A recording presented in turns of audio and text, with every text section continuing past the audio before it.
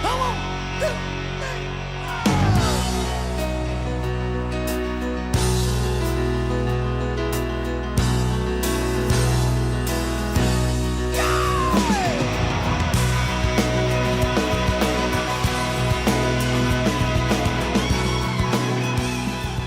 Well, good morning. Welcome back to the Broadcast Retirement Network. I'm Jeff Snyder. This is BRN Weekly for Saturday, February 19th, 2022. Well, it's been another great week of shows and great contributors. We kicked off the week to discuss what's the holdup with lifetime income products in retirement plans. Let's take a look. Really at its core is income stream for basic living expenses and making sure that you have enough of an income stream for your retirement versus, thinking about savings. Really, the ultimate goal is to produce enough income throughout your retirement. There's been a lot of surveys, and to cut through the noise, really there has been kind of three key areas. One in which plan sponsors are looking to close that gap on the defined benefit side. So as defined benefit plans have, no longer become mainstream, and defined contribution plans looking for a way in which to have a guaranteed income stream. And then also participants are looking to make sure that they have a way in which that they can make sure that they feel good about their retirement and the timing of that. There's been a lot of change with the pandemic of thinking about when you might retire or what the next 10 to 15 years looks like. So we're really in this interesting cycle of not just thinking about the accumulation, we're thinking about the ability to have enough income, but also where do I want to be in the next 10 to 15 years? And so some surveys or recent articles, you may have seen that 401k plans are getting richer and the contributions are getting richer. But does that mean that that richness will turn into an income stream? It's not just thinking about an annuity product, but thinking about lifetime income and lifetime income solutions. And we have a very unique opportunity in front of us to really think together about, is retirement due to resignation, or is retirement due to what do I want the next 10 to 15, 20 years to be in terms of my ability to save for that next phase, as well as make sure that I have enough income to do what I want to do, or, treat my wife to a vacuum cleaner, Jeff.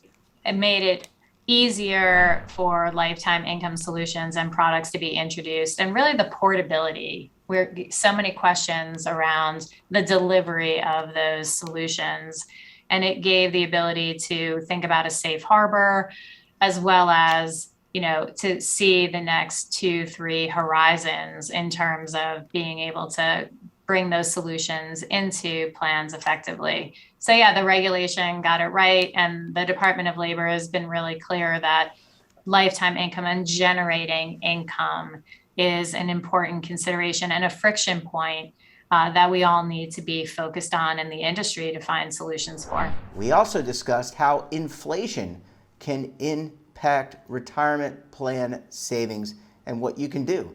Let's take a look. What we've been living through before, right around the time that I was born, has been really unique. You can remember that in the 80s, 1981, you could get a CD for 18%, but that was about the last time that had happened. And then CD rates and fixed income has just been going down, down, down. The stock market's been going up, up, up, up, up. So it's sort of always presented unique challenges for those folks who are not accumulating, but they're interested in using more conservative fixed income type investments to retire. And now we find ourselves, or they specifically find themselves, in an environment where they're almost forced to be taking on more risk or pay that sort of hidden tax, whatever you want to refer to it as, that inflation is assessing on all of us, but certainly people who are not in a position to, or they do not want to, have to take on more risk. But if you are in that position, you might have to say, okay, maybe it's increased the amount of exposure I have with equities, or maybe I should be looking at commodities. Either way, it's not an enviable situation. The common thinking on all of that, I don't think, is necessarily all that helpful. And I always am reticent to parrot talking points, not that that's what you're asking me to do, but the traditional approach to it of, 60-40 portfolio while we're saving money. And now, okay, how do I take the money that I saved and turn it into income that will last for as long as I need it to? Those are really, really tough conversations. I think that using a guaranteed income type product makes a ton of sense. And we really need to factor in what's going to happen if I live a lot longer than I expect to. Because if I'm retiring at 65 or 70 years old, but I live till 90, 95, 100, that is a massive amount of time. And you think about what inflation is going to do or what it normally does over a 10-year period, let alone 20 or 30 years. I think that we really do need to be thinking a portion that I was thinking would be more conservative probably needs to be allocated to something which is a little bit more aggressive, just to hedge against the fact that I'm probably going to be invested for longer than I think. It's an interesting phenomenon, and I think that we are seeing people working a lot longer because we know the numbers that people just have not saved enough money. So are people waiting, and then are they looking to time the market? I think that it's a perfectly human and normal thing to really think that way and to say, okay, I really want to make sure that I do this at the right time. But nobody knows exactly when that is and when this is going to happen. I think that the majority of the public, including me, has been waiting for a correction to come for years and years and years, and it just hasn't really come necessarily. So to be in a situation where I'm legitimately thinking about retiring, and there are people who are retiring right now, I'm making a joke. It is a tricky time. There's no two ways about that, and you do need to take a very integrated approach to looking at the retirement. So thinking about what my lifestyle is going to look like, where I'm going to live, how I'm going to be spending my time, and obviously what I'm going to be invested in. What combination of a guaranteed income stream am I going to be able to get? What percentage, and how am I going to invest money in a brokerage account? All of those things need to be taken into consideration. Life is all about prioritization. And I've been thinking a lot about this really as of late, and we need to be better stewards of how we're spending all of our important resources. And whether you are in your working years, if you're looking at retirement or you're in retirement, I think it's always a valuable exercise to go through that and say, okay, I'm sort of doing what I'm doing, and I am currently prioritizing the way that I am, but maybe I should just pause, take a step back, and reassess why I am spending money the way that I am, or why I'm spending my time the way that I am, why I'm giving my attention to the things that I'm giving it to. I think that that's a healthy exercise for everybody to do. Well, we're halfway through. When we come back, we'll take a look at the other half, some other great segments for the week. You're going to want to stay tuned right here on BRN Weekly. But if you're tired of the same. Imagine a new television network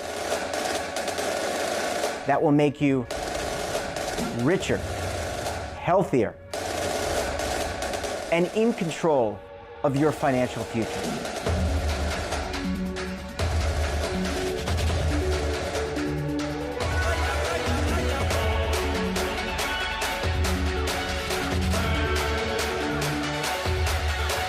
This network is for the policewoman in Nashville, Tennessee, the baker in Dubuque, Iowa, the teacher in Lexington, Kentucky. We want to make the idea of savings and retirement culturally relevant. But what do you see as a defining issue of the midterms? Especially for the smaller businesses. I mean, they are the lifeblood of the American economy.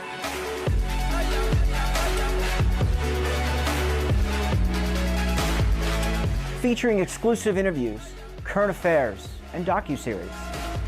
33 years old, you retired early. The philosophy is money only matters if it helps you live a life that you love. But you got to start thinking about retirement as soon as you get in. The Broadcast Retirement Network will drive very high engagement with premium partnerships. So this isn't retirement and savings for your parents or grandparents. This is for all Americans. And we're going to change the way you think about money.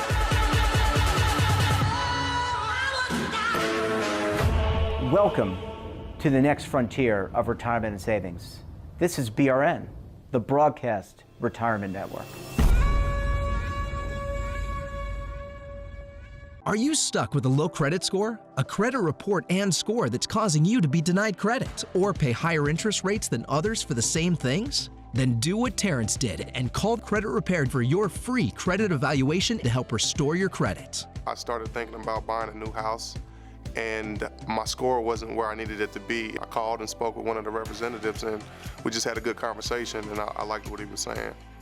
Just one call for his free credit evaluation was all it took to start back on the track to repairing his credit. I'm seeing the deletions and I'm getting the report, so I know something's being done. It does make a difference to me. All it takes is one call to get started. Credit Repair has given me a second chance to have a better credit score. Don't let a low credit score hold you back another day. Do what Terrence did and make the call for your free credit evaluation. Call 800-819-4152. That's 800-819-4152. Again, 800-819-4152. Welcome back. This week we also took a look at how you can minimize your health expenses, especially in retirement. Let's take a look. That article, that column came out of a conversation with Dr. Carolyn McClanahan, she's a financial advisor with Life Planning Partners is her company. I had to look to check out, make sure I said it right. And she advises her clients, and you and I know this, health expenses are going to be the biggest chunk in many ways of your expenses as a retiree. Estimates are something like 15% of after-tax expenses are going to be towards your medical bills, which is Medicare premiums and out-of-pocket stuff. Taking control of a healthy lifestyle way before retirement is going to be your key to success here. And the report I saw recently when I wrote that column is that 1 in 4 Americans over 65 have diabetes, right? Now, this is something, like you said, you could be predisposed to it, but there are things you can do right now to, build into your lifestyle healthy habits and taking control of these things, so that this is one controllable expense to a certain degree that you can embrace today that will really pay off down the road. And that's everything from getting, the way you eat with an eye to nutrition, but also physical exercise. A lot of things you and I have talked about over time. A lot of these numbers people throw out. Fidelity does a big study every year or something saying that, have at least $300,000 after tax to cover these kinds of expenses throughout your retirement. And jeepers, that's a lot of money, right? So, but it all depends on person. There's so many variables about, like you just said, crystal balling, how long are you going to live? And what are some of the things that might happen to you?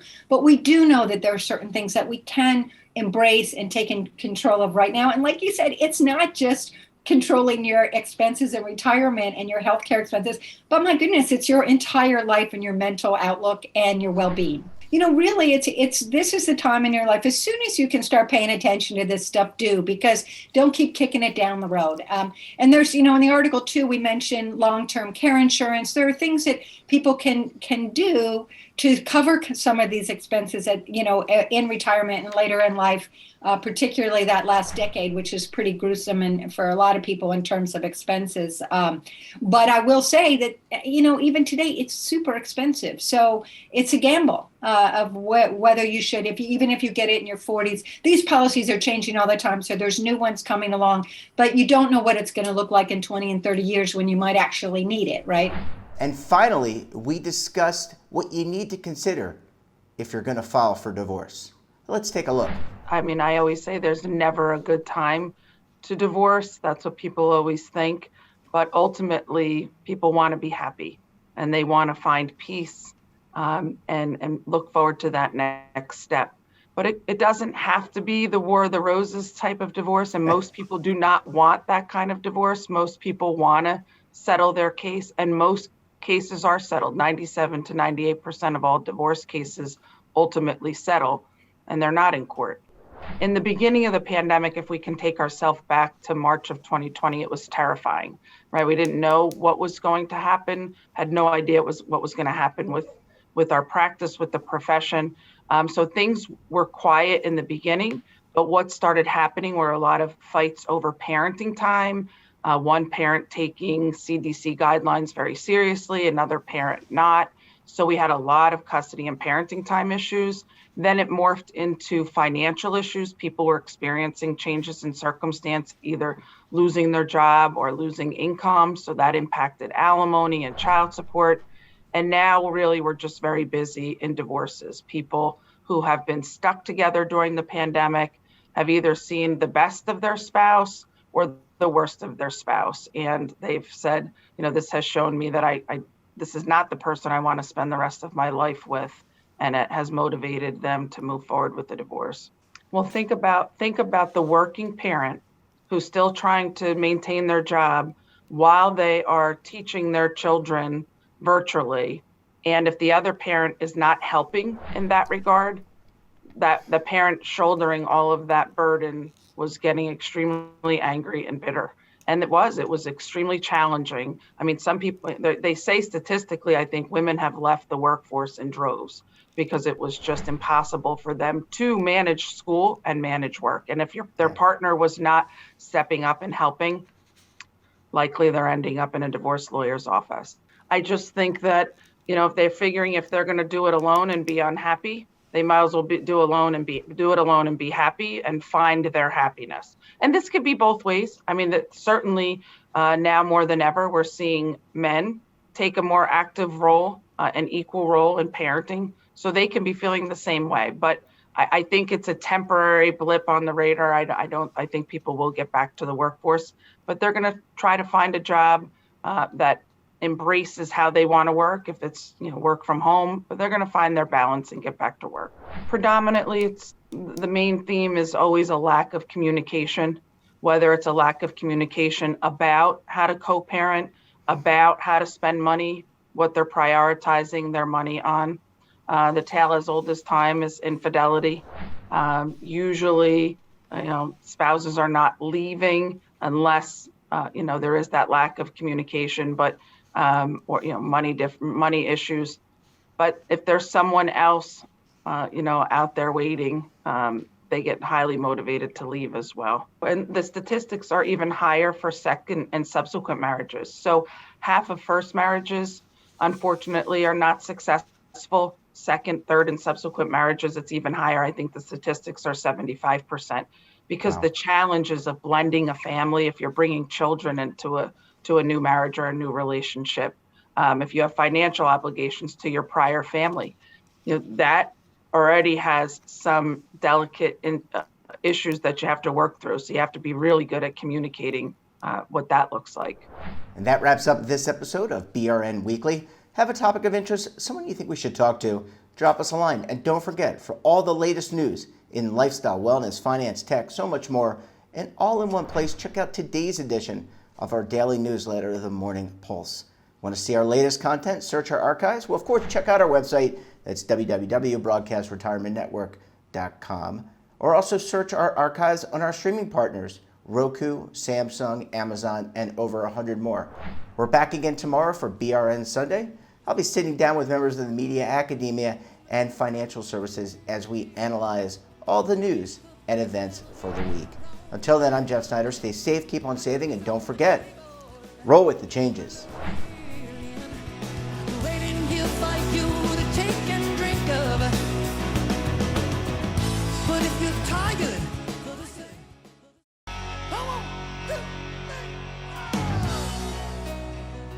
Now is your opportunity to co-create content around any topic on the first lifestyle and wellness network. Reach a global audience through our platform and co-own exclusive branded content. All of our programs are available on demand and also as audio-only podcasts, so you can take us on the go. Broadcast Retirement Network, available anytime, anywhere, and on any device. Are you being audited and do you owe the IRS $10,000 or more in back taxes? Is the IRS threatening to take more of your money? Don't fight the IRS alone. The Tax Doctor is here to help you negotiate your tax bill and reduce your stress. The IRS can freeze your assets and seize your bank accounts. but you can stop these IRS actions. The Tax Doctor will work with you using our years of experience to represent your case to help you get the best resolution under the IRS guidelines. Help is here to deal with the IRS to reduce your stress. We've handled thousands of cases, so we know what we're doing. If you owe $10,000 or more in back taxes, do not call the IRS alone. Call a tax doctor now for a tax emergency analysis. Call 800-224-6439.